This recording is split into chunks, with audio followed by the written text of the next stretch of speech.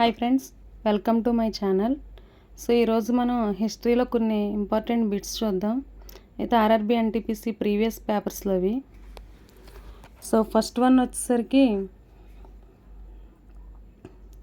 అర్థశాస్త్రం రాసినది ఎవరు? Option A Chanakya, option B Kalidas, option C Harshavardhana, option D Vatsayana. So option 1 Chanakya. So చాణక్యునికి కౌటిల్యుడు, విష్ణుగుప్తుడు అనే ఇతర పేర్లు ఉన్నాయి.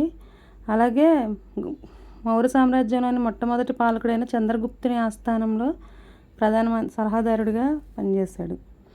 నెక్స్ట్ పంచతంత్రం రచించినది ఎవరు? విష్ణు శర్మ. అలెగ్జాండర్ హైడాస్పస్ యుద్ధంలో ఎవరిని ఓడించాడు? A Porus, B Chandragupta Maurya, C Heracles, D Eudemus. So option A Porus answer. ఈ పోరస్ యుద్ధాన్ని, హైడాస్పస్ యుద్ధాన్ని జీలం యుద్ధం లేదా మొదటి జీలం యుద్ధం అని కూడా పిలుస్తారు. ఇది 326 BCEలో జరిగింది.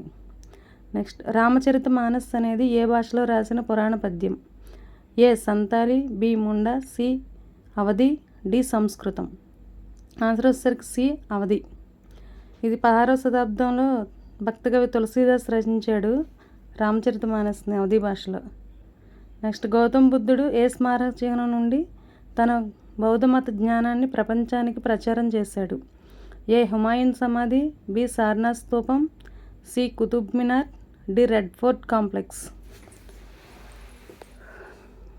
సో ఆన్సర్ వచ్చేసరికి ఆప్షన్ బి సార్నాథ్ స్తూపం. సో బుద్ధుడు ఉత్తర భారతదేశం యూపీలోని వారణాసి సమీపన గల ఋషిపట్నంలో ఉన్న జింకల ఉద్యానవనం నుంచి ఫస్ట్ తన తెలుసుకున్న పరమసత్యాన్ని 5గురు సన్యాసులకు ఉపన్యాసించారు. సో దీన్నే ధర్మచక్ర ప్రవర్తన లేదా ధర్మచక్రానికి గతినిచ్చే దినంగా జరుపుకుంటారు. నెక్స్ట్ అలెగ్జాండర్ ది గ్రేట్ ఎప్పుడు జన్మించాడు? ఆప్షన్ ఏ క్రీస్తు పూర్వం 356, ఆప్షన్ బి క్రీస్తు పూర్వం 189, ఆప్షన్ సి క్రీస్తు శకం 189, ఆప్షన్ డి క్రీస్తు శకం 356. సార్ ఆన్సర్ వచ్చేసరికి క్రీస్తు పూర్వం 356. ఇది మాసిడోన్కి చెందిన అలెగ్జాండర్ 3నే అలెగ్జాండర్ ది గ్రేట్ అని పిలుస్తారు. ఇతని తండ్రి మరణం తర్వాత 20 ఏళ్ల వయసులోనే సింహాసనాన్ని అధిష్ఠించాడు. నెక్స్ట్ కళింగ యుద్ధం ఏ సంవత్సరంలో జరిగింది? ఆప్షన్ ఏ క్రీస్తు పూర్వం 1604, ఆప్షన్ బి క్రీస్తు పూర్వం 261, ఆప్షన్ సి క్రీస్తు శకం 731, ఆప్షన్ డి క్రీస్తు శకం 1113. ఆన్సర్ వచ్చేసరికి ఆప్షన్ బి క్రీస్తు పూర్వం 261. సో కళింగ యుద్ధం మౌర్య సామ్రాజ్యానికి కళింగ సామ్రాజ్యానికి జరిగింది. సో దీనిలో అశోక చక్రవర్తి సారథ్యం వహించాడు. సో అశోక చక్రవర్తి పట్టాభిషిక్తుడైన తర్వాత చేసిన ఏకైక అతిపెద్ద యుద్ధం కళింగ యుద్ధం. నెక్స్ట్ చంద్రగుప్త మౌర్యుడు ఏ సంవత్సరంలో జన్మించాడు? క్రీస్తు పూర్వం 340. చంద్రగుప్త మౌర్యుడు పాటలీపుత్రం అంటే నేడు బీహార్లో ఉన్న పాట్నాలో జన్మించాడు. అశోకుడు ఏ రాజవంశం యొక్క చక్రవర్తి? ఏ మొఘల్, బి చోళుడు, C Maurya, D Gupta. Answer C Maurya. Next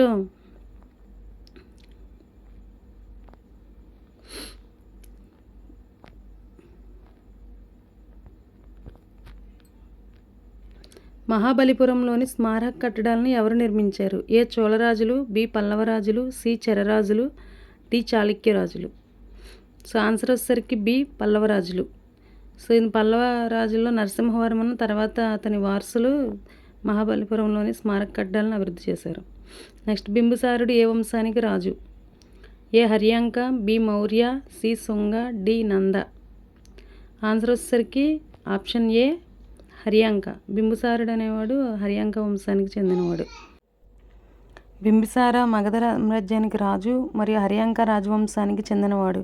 Alexander the great భారతదేశంపై దండెత్తిన సుమారు 366 BCE వరకు పాలించాడు. అతను ఆధునిక రాజ్గిర్లో తన రాజధాని అంటే ఇప్పుడు బీహార్ మరియు బెంగాల్ ప్రాంతాన్ని పాలించాడు. నెక్స్ట్ మహారాష్ట్రలోని అజంతా గుహలలో ఏ మతానికి చెందిన రాతి గుహ స్మారక చిహ్నాలు ఉన్నాయి? ఏ సిక్కు, బి బౌద్ధ, సి క్రైస్తవ, డి హిందూ. అలాగే ఆన్సర్ వచ్చేసరికి బి బౌద్ధ. అజంతా మరియు ఎల్లోరా గుహలు 2వ శతాబ్దంలో నిర్మించబడిన మరియు యునెస్కోతో గుర్తించబడిన తొలి బౌద్ధ వాస్తుశిల్పాలు. సో యునెస్కో గుర్తింపు పొందిన తొలి బౌద్ధ వాస్తుశిల్పాలు ఏంటంటే అజంతా గుహలు. నెక్స్ట్ భారతదేశం చరిత్రలో ఎవరి పాలనను భారతదేశ స్వర్ణయుగం అని పిలుస్తారు? ఏ మొఘల సామ్రాజ్యం, బి మరాఠా సామ్రాజ్యం, సి గుప్త సామ్రాజ్యం, డి మౌర్య సామ్రాజ్యం. సో ఆన్సర్ సి గుప్త సామ్రాజ్యం. అలాగే గణితం, ఖగోళం, సైన్స్, తత్వశాస్త్రాలు గణనీయంగా విజయాలు సాధించిన కారణంగా 4 నుంచి 6 శతాబ్దాలను భారతదేశం యొక్క స్వర్ణయుగం అని పిలుస్తారు. బుద్ధుని జ్ఞాన సముద్రం మరియు కరుణా సముద్రం అని ఇందులో ప్రశంసించారు? ఏ బుద్ధ చరిత్ర, బి జాతక కథలు, C Amarakosha, D the Light of Asia. So answer C Amarakosha. అమరకోశలో బుద్ధుడిని జ్ఞానం మరియు కరుణ యొక్క సముద్రంగా కీర్తించబడ్డారు. అమరకోశ అనేది ప్రాచీన భారతీయ పండితుడు అమరసింహ రాసిన సంస్కృత గ్రంథం. త్రిపీఠకాలు దేనికి సంబంధించినవి? త్రిపీఠకాలు బౌద్ధ మతానికి సంబంధించినవి. నెక్స్ట్ దిగంబరాలు మరియు శ్వేతాంబరాలు ప్రధానంగా ఏ విషయంలో విభేదిస్తారు? ఏ దేవుని ఎంపిక, బి పూర్తిగా భిన్నమైన తత్వశాస్త్రం, సి దుస్తువులు, డి ఆచారాలు. సో ఆన్సర్ వచ్చేసరికి ఆప్షన్ సి దుస్తువులు. దిగంబరాలు అంటే దుస్తువులను ధరించరు అసలు. శ్వేతాంబరాలు అంటే తెల్లని వస్త్రాలు ధరిస్తారు. నెక్స్ట్ మొదటి హూనా దండయాత్ర ఎప్పుడు జరిగింది? ఆప్షన్ ఏ క్రీస్తు 358, ఆప్షన్ బి క్రీస్తు 458, ఆప్షన్ సి క్రీస్తు 558, ఆప్షన్ డి క్రీస్తు 658. ఆన్సర్ వచ్చేసరికి క్రీస్తు 458 ఆప్షన్ బి.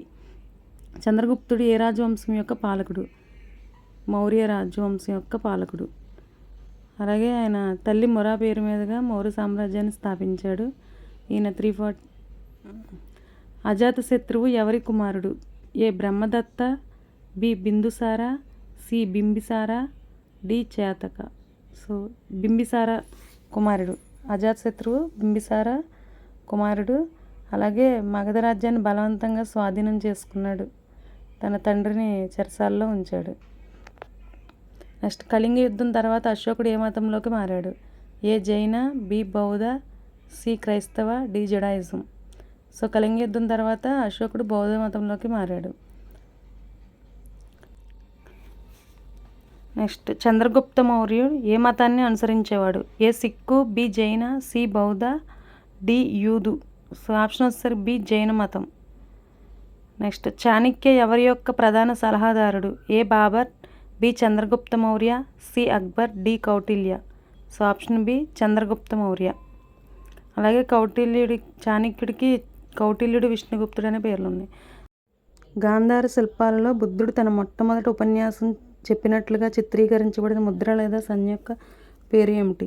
ధర్మచక్ర ముద్రలో బుద్ధుడు తన మొదటి ఉపన్యాసం చేశాడు. ఆన్సర్ వచ్చేసరికి బి ధర్మచక్ర ముద్ర. నెక్స్ట్ చంద్రగుప్తుడు మౌర్యుడు పాటలీపుత్రంలో జన్మించాడు. సో ఇప్పుడు ఇది ఏ రాష్ట్రంలో ఉంది? Option A Chhattisgarh, option B Madhya Pradesh, option C Uttar Pradesh, C Bihar. So answer వచ్చేసరికి option D Bihar. So Chandragupta మౌర్యుడు 340 BCలో పాటలీపుత్రంలో జన్మించాడు. అప్పుడు పాటలీపుత్రంని ఇప్పుడు మనం పాట్నా అంటున్నాము. అది బీహార్లో ఉంది. Next father of history Herodotus. So father of history ఎవరంటే హెరోడోటస్. అతడు చరిత్రలను రాసినందుకు గాను ప్రసిద్ధి చెందాడు. గ్రీకు, పర్షియన్ యుద్ధాల యొక్క వివరణాత్మక కథ, చారిత్రక సంఘటనలపై క్రమబద్ధమైన పరిశోధన చేసిన మొదటి రచయిత హెరోడోటస్. అతను ది ఫాదర్ ఆఫ్ హిస్టరీ అని వర్ణించబడ్డాడు. పురాతన రోమన్ వక్త సిసిరో ఇతనిని బిరుదిచ్చాడు. సో ఈ హెరోడోటస్కి ఫాదర్ ఆఫ్ హిస్టరీ అని బిరుదిచ్చింది ఎవరంటే Cicero. Thank you for watching. Please like and subscribe.